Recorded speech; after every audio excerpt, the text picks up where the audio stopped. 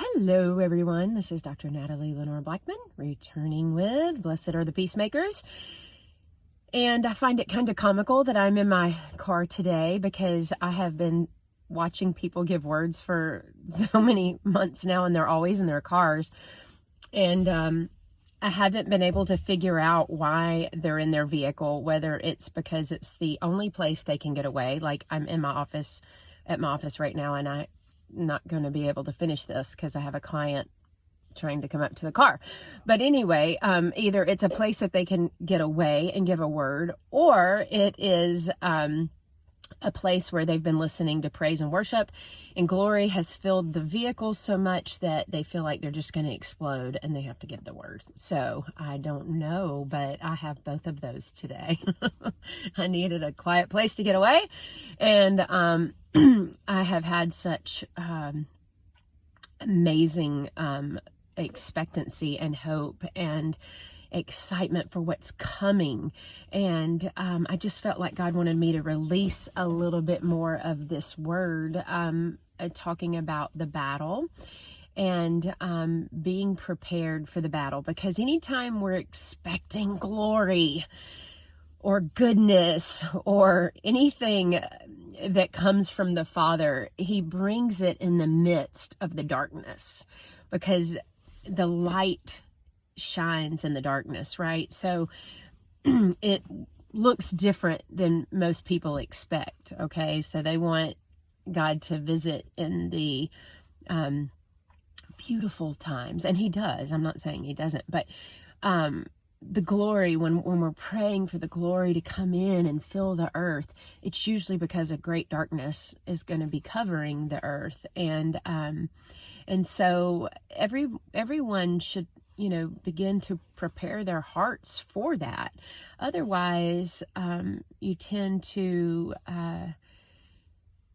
be easily deceived or discouraged or pulled off track, would be for lack of a better word. And so when I was talking about the battle the other day, and I was talking about the voices, and being able to tune into the Father's voice, so it's the correct voice. And so that voice, if we don't learn His voice when we are not in the battle, we'll never know His voice in the battle, okay? So we learn the voice to hear Him when we're not in the battle. Okay, you don't want to wait until you're in the struggle. Otherwise, you are going to be just wrecked. Okay, so my favorite scripture, which I've based this, YouTube channel on, or the podcast, whatever, is perfect love cast out fear, because fear hath torment. And the reason why I have found that to be such a foundational scripture is because I deal with people every single day, and have for 20 something years. That's my business. And every person that comes to me is in fear. Okay, they're in fear. They are riddled and ruled and controlled by fear. The earth is controlled by fear. How can anyone hear the Father's voice if they are operating in a low resonating frequency? It's actually way lower than that, so I'm just trying to get my hand in the picture. A low resonating frequency down here, okay? Because the Father is operating up here, okay? And so what I wanted to illustrate a little bit more is, when we want to tune into Him, it's like tuning into a radio frequency, okay? So that, and a lot of young people don't remember what that's like, but that, there's a channel, you're out in the middle of nowhere. Oh, good, there's a channel. And you're trying to get a little bit, okay, I can hear it. It's clear, right? Okay, so that's how it is to tune into the Father's voice. I can hear it, okay? Or if you can't hear it, it means you're down here in the static, that the fear, the worry, the anxiety, the doubt, the unbelief, the distrust. Okay, so one of the things I wanted to talk about, because it has to do with the earth element, is doubt. The Father really wanted me to bring that up, because if we're not hearing his voice and then we go into a battle, doubt is going to win. I promise you, there's no way you can overcome the voices of doubt if you do not have that trust in the Father that comes from knowing his voice, knowing what he's like, knowing what he wants, knowing what he's saying, knowing his thoughts, thinking like he does, speaking like he does, acting like he does. Okay, so if you're not there and the battle comes, then you're going to be easily persuaded by fear and doubt. And I used to say that the opposite of faith was fear. But I learned in this battle, the opposite of faith is doubt. Okay, so doubt is rooted in fear. And so we can have fear of man. And then that will cause us to doubt, right? Like, maybe I didn't hear God right, because they are saying that I didn't, right? So maybe I didn't hear him right. Okay, well, I'll just let go of those promises that he gave me. No, he's the creator of heaven and earth, okay? He doesn't like fail on his promises. He doesn't say, oops, something got in my way, or that surprised me. No, when you know the heart of the Father, and you know when he's given you these promises, he's giving them so that you don't have doubt, so that then when the words or the seeds of doubt are coming to be planted into your soil, that you're already saying, I don't have to worry about that. I don't worry about that, because I know God, he is not a man that he should lie. He's a covenant-keeping God. His word says, when his word goes forth, it does not return void. Like, it has to accomplish what it was meant to accomplish. God's words don't ever even fall to the ground. Our words can fall to the ground, but his words can't. They're just power. So they just go out and accomplish things in the earth. They manifest, they create, okay? He also says, I'm watching over my word to perform it. So when he speaks a word, it's like he planted the seed, and then he's just hovering over it, waiting on the perfect time to produce the harvest.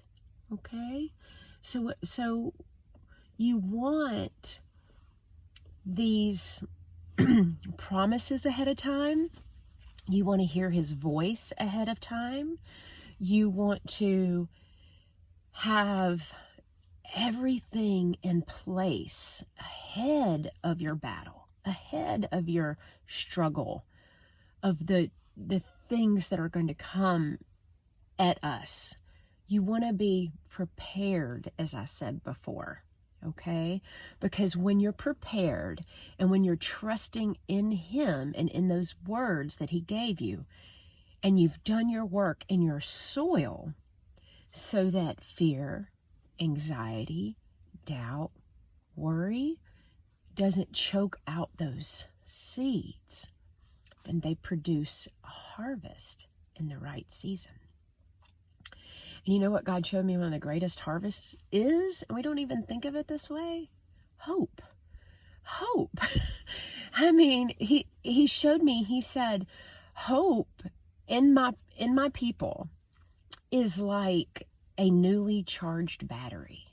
So, when you have something that's run down and you go and you charge it back up again, you connect it to the charger, and then, for instance, my espresso frother this morning started working.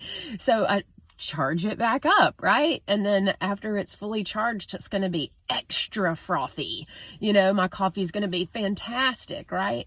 And so he told me that hope is like that in his people. And he actually gave me, an example of the was it the Duracell bunny? Like, just with those new batteries, just like so excited and just never ending. Like, we have so much energy. We have so much potential. We have so much expectancy.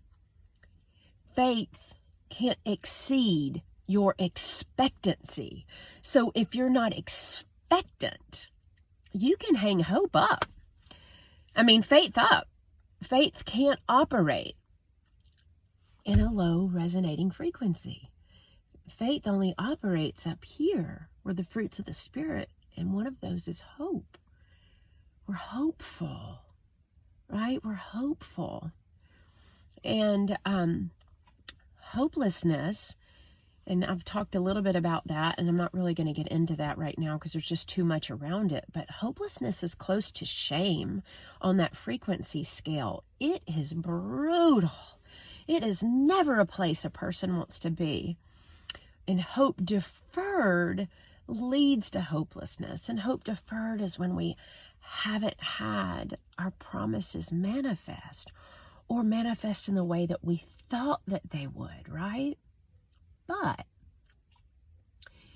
if you know the one that's on your side, like him, you've established a relationship with him, you've worked on your soil and uprooted all the lies that you've ever believed, that he's going to fail, that it wasn't his will to come through for you, or that he needed to take someone.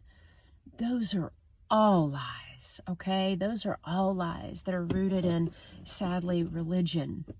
Religion creates lies for things that they don't understand.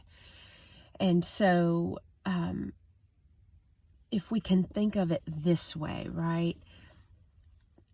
God as our coach, and we're on his team. He is co-laboring with us.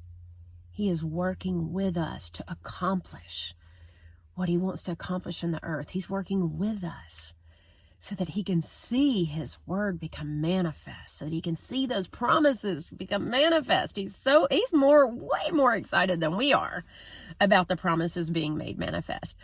But when he co-labors with us, right, you've got to know he's on your side. It'd be like if you played on a team with a coach and then at any minute you didn't know, like maybe he's going to throw you under the bus so the other team could win. Now, they do that in professional sports because of money and greed, right? But when you're young, it shouldn't be happening. Your coach should be only operating in your best interest and in the team's best interest. And that's the same way that it is with God.